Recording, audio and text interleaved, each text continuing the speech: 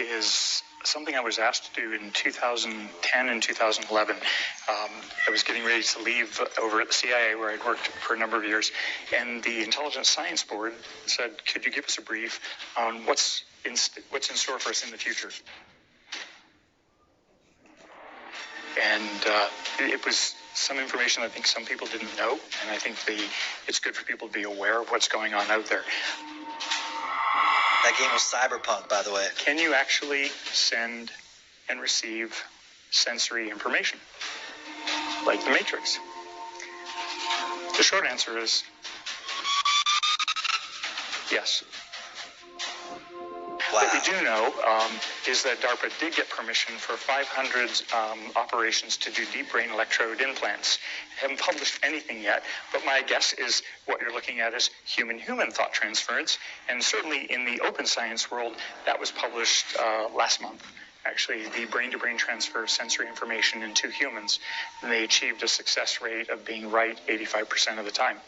So you can attach one human brain to a device. You can attach the human brain to another human brain. You can direct motor activity, or you can send communication and information. So that's what people are doing. There's a whole world out there of biohacking. I don't know if you're aware of it, but you should be. So normally at the university, we are well regulated by the federal laws about studying and experimenting on humans. There's a biohacking community that is not part of the official science community that is busy trying to attach hardware to humans, and they do it in their basements. They study up on how to do the surgeries, how to connect devices, how to put motherboards in people. And they may use it for some purposes like fishing, using RFID signals in their hands to take information from you.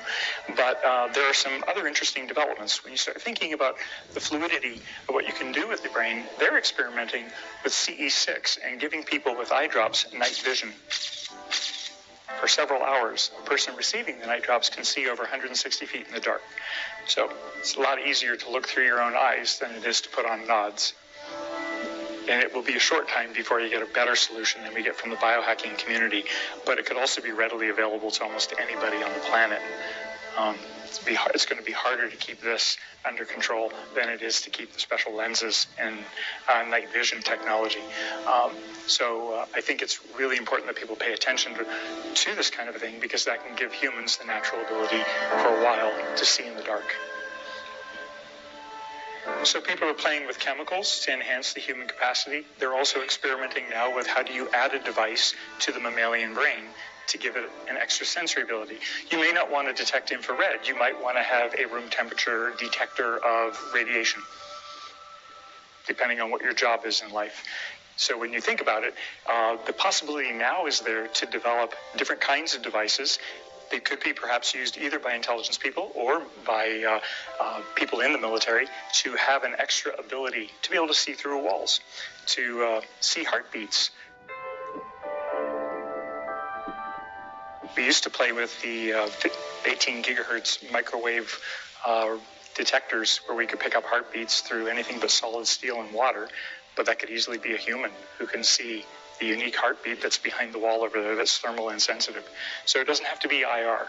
It can be a number of things. Anything that you can co-opt is theoretically now possible to adapt to human brain functioning. All you'd have to learn is the code. You'd have to train with it. It might not be natural at first. You might not understand the signal you're getting, but you can add to human brain function. You can also use it to intercept signals. The experiment that was just released this last month, as I said, demonstrated that people could transfer knowledge from one human to another. And I commented to a couple of my colleagues, and I said, I think right now the most direct application of that is going to be either covert communication or running drones. The set of experiments, I didn't have videos to show you, but there have been a series that have shown you can connect the human brain to a rat and control its motor movement and its tail. So you can have non-human animal drones. You can have the human brain probably run a regular drone at this point, but running a non-human drone, something like a cockroach or a rat, would it be awesome. And now if you were watching the Olympics and you see the coordinated maze of drones, the software is now really readily available, where you could have hordes of little creatures that can gain access to facilities or move around in different places, all run by a person sitting in a booth. It's no more technically challenging once you do that than figuring out the logistics of how you're going to send your signal somewhere else in the world and how to protect that signal. But that's now. That's not in the future. So as you begin to think what's in 5 years, the interfaces are going to become more delicate, more refined, and as transcranial magnetic stimulation, it's a rather crude instrument right now. It creates a field that excites just hordes of neurons. But as they refine the technology so you can get a better point specificity to the neurons you actually want to activate, you should be able to do this without penetrating the skull. Either someone could wear a cap, and in fact that's how the latest brain-to-brain communication in humans was done. It was done without surgery and actually signaling via some stimulation to the retina and the brain decoding it. Although the person consciously didn't know what the code was, the brain did. So that I would recommend people becoming aware of that from the human drone technology standpoint. The second field that people may or may not be aware of, I always tell my students, I said I wasn't around when they developed atomic weapons, but Dr. Ventnor's work is, my view, the equivalent of the development of nuclear weapons when you realize that he created life in a cell back in 2010.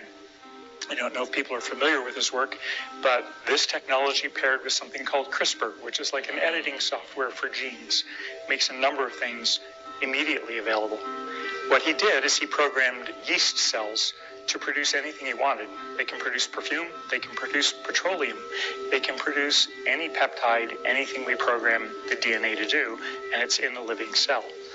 Right, so in medicine, the goal in medicine now is to be able to do designer medicine and therapy. If we can design a cell to get into your body and release the right product for you, you won't be losing half the drugs you take through your liver when you swallow a pill and it gets digested. These can be inserted into you through the hypospray needles, almost like Dr. McCoy on Star Trek, giving you the hyperspray. It just blasts now plasmids into your squamous cells. But Ventnor was able to do that and has the patent on the technology. But you can engineer anything. You put in a specific gene slicing, you program what you like, you put it in the cell, and it can reproduce and make as much as you like. For those of you who don't know, your DNA is usually all wrapped up in tight little coils. And so what you were doing was when they create plasmids and put them into cells, it sends a signal and tells which portion of the DNA should unwrap, unfold, and produce a product. Now, this is the future of medicine. When you look at this technology in medicine and say, this is going to be done to help people, right? We want to be able to give them medicines. We actually want to correct for genetic deficits. If a kid's born with a genetic anomaly, with the CRISPR technology, the feeling is we can create the portion of the gene they're missing and go have it spliced back in. And that may help a child, either if it's in utero development or once they're older, to have the missing substance actively produced. What would you do with this if you were in security and intelligence? Well, you can do a number of things. You could decide, if you make this gene, we know that certain people in the world who function at very high altitudes very, very well do it because they had a special mutation in their genome that we don't have because we didn't grow up in the Himalayas. But they can function at very high altitudes. Could you give this to people who are going to have to do warfighting in high altitudes and they don't require extra support? Their body makes a much more efficient use and can work under conditions of lower oxygen than the rest of us. You start letting your mind wander. Can it also produce a substance that lets you function longer underwater without oxygen? But these are run by certain mutations in genes, and with CRISPR we have the ability to actually make these and see what happens when we give them to animals, non-human or human animals, that don't have it naturally. You could have the Forrest Gump gene. You guys have been tracking. There's a gene that just makes you stronger.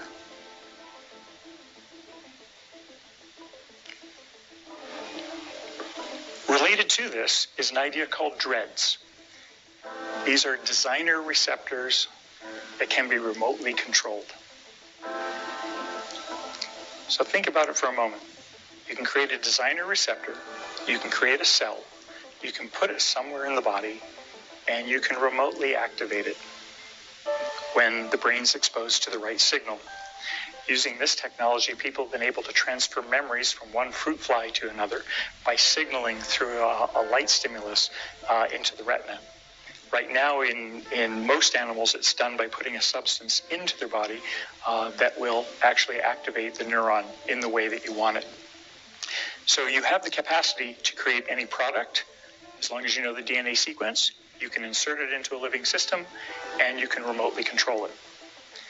So in medicine, we think about how we do that to help people, how we do to repair deficits. Other people are going to think about how do they do it to expand possibilities.